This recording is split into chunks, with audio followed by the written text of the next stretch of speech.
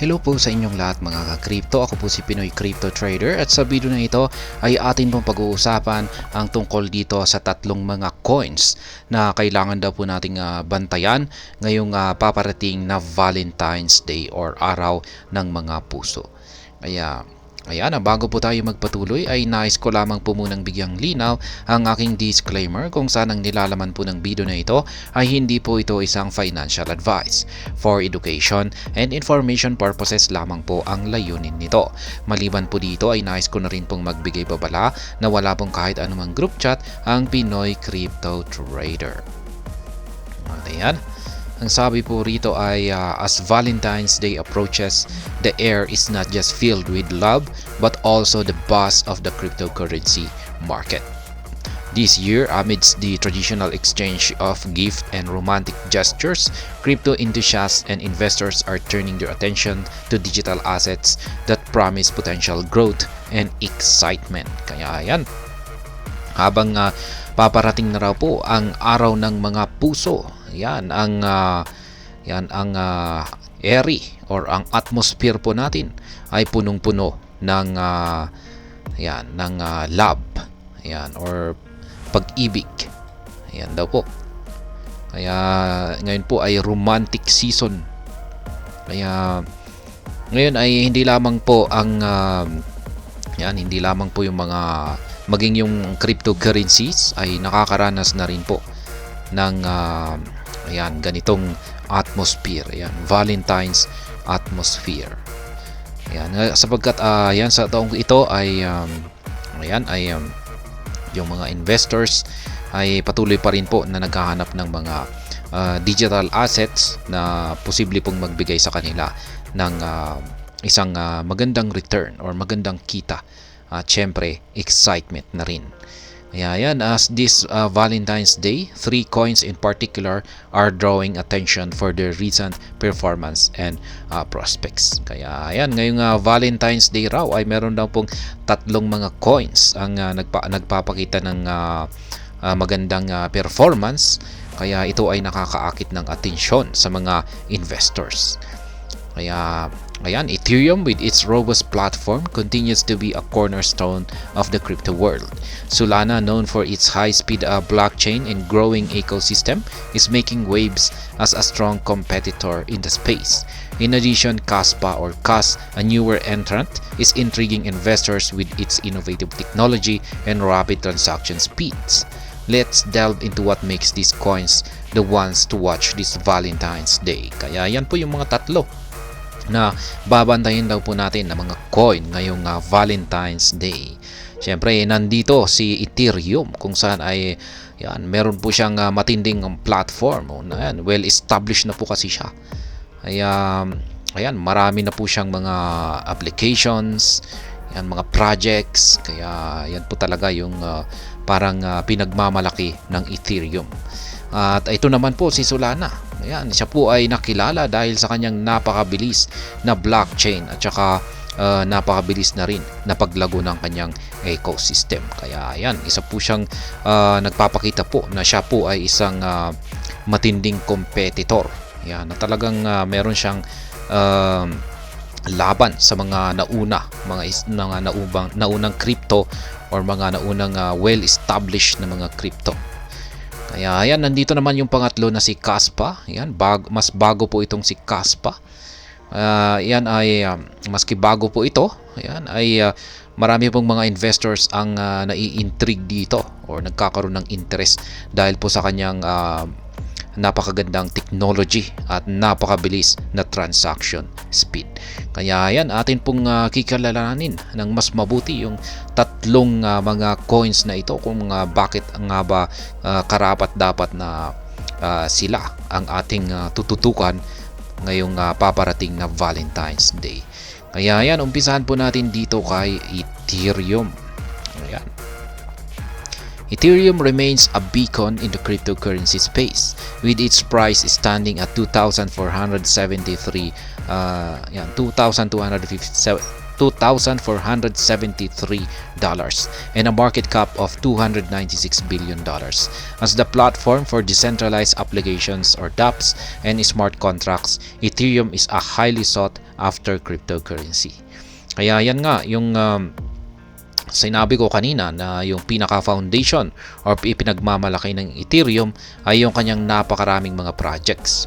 Siya po kasi sobrang dami ng kanyang mga decentralized applications at mga smart contracts. Kaya ayan, yan po yung dahilan kung bakit maraming nagtitiwala na mag-invest dito kay Ethereum. Yung kanyang presyo ay naglalaro po ngayon sa $2,473 at yung kanyang market cap ay nasa $296 billion. Kaya yan, sobrang laki.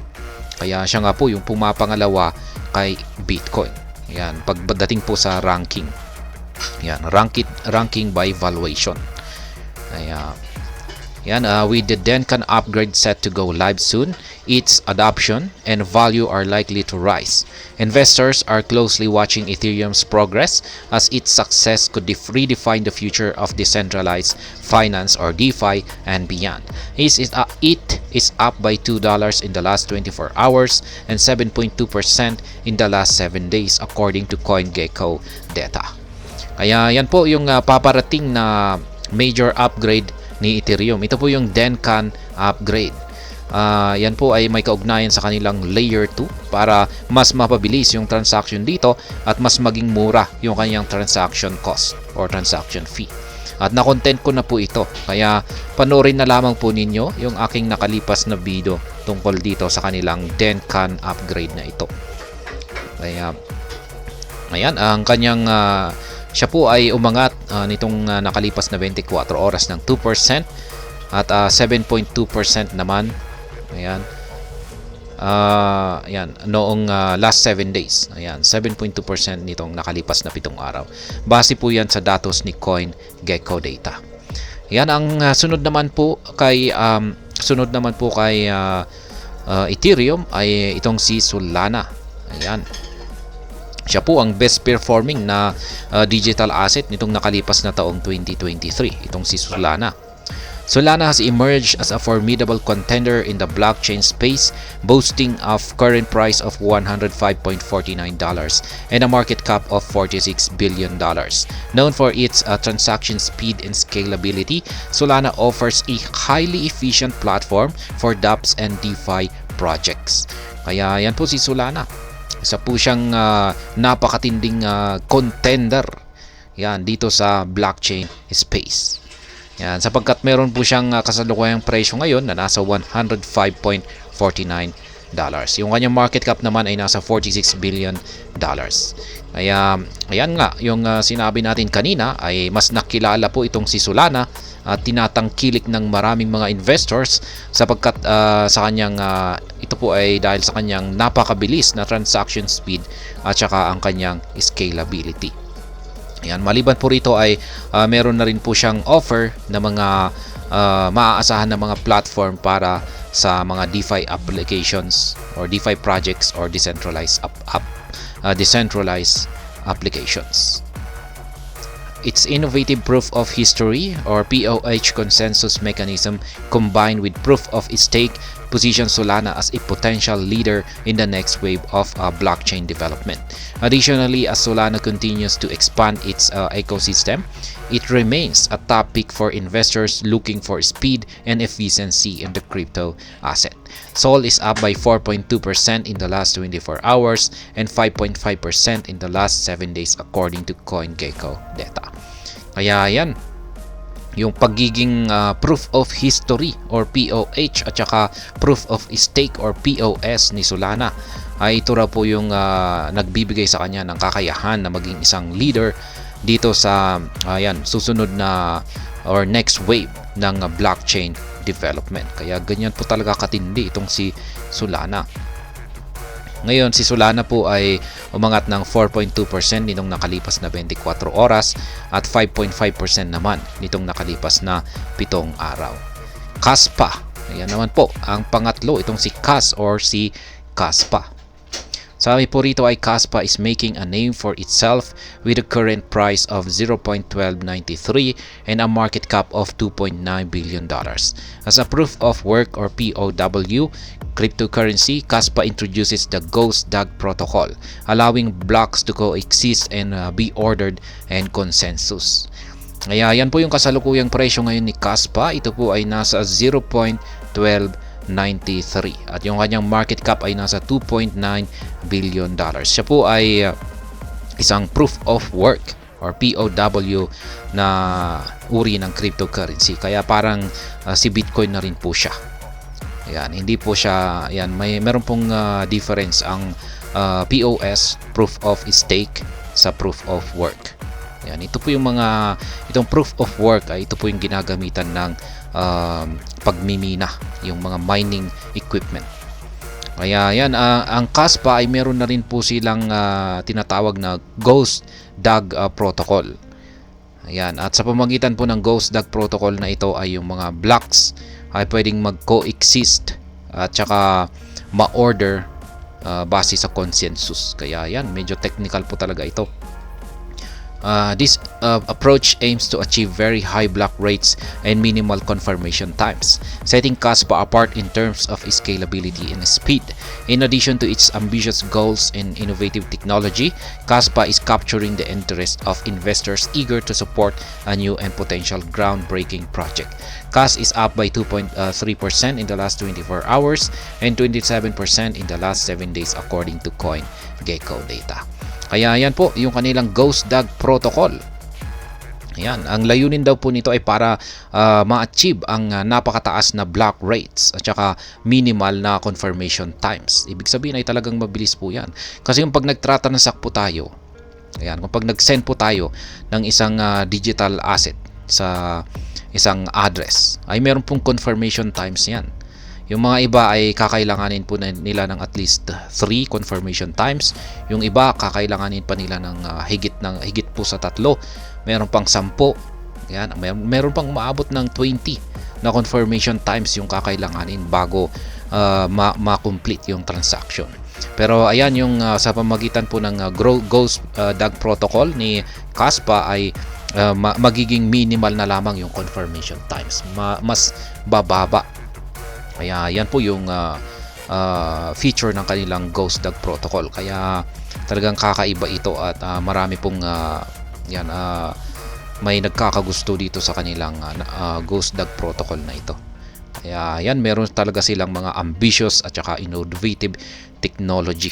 Kaya yan ang dahilan kung bakit nagkakaroon ng interest ang mga investors na suportahan itong mga projects dito kay Kaspa.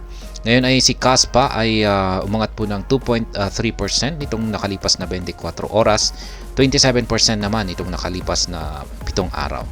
Yan po ay ayon sa datos ni CoinGecko. Yan, final thoughts. Ethereum, Solana, and Kaspa each bring something unique to the table, from foundational infrastructure and high-speed transactions to innovative consensus mechanism. As we collaborate, love, and connection this Valentine's Day, these 3 coins should be in your watch list. Kaya yan po ang recommendation dito ng Watcher Guru na 3 mga cryptocurrencies na dapat daw po nating tutukan ngayong pagsapit ng Valentine's Day.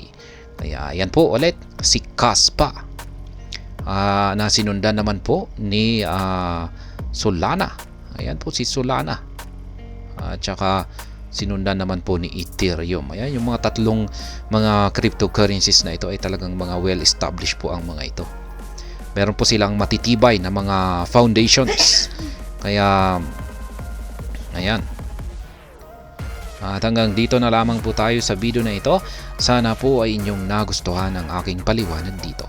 Kung inyo po itong nagustuhan ay pakiclick lamang po ang like button nito. Para naman po sa mga bago lamang dito, kayo po ay aking inaanyayahan para mag-subscribe. Pakiclick na rin po ang bell icon nito dahil ito po ang siya magsisilbing notification nito sa mga bago kong videos na akin pong ina-upload sa aking YouTube channel na ito. Marami pong salamat sa panonood, ingat po tayo lagi at God bless po sa ating lahat.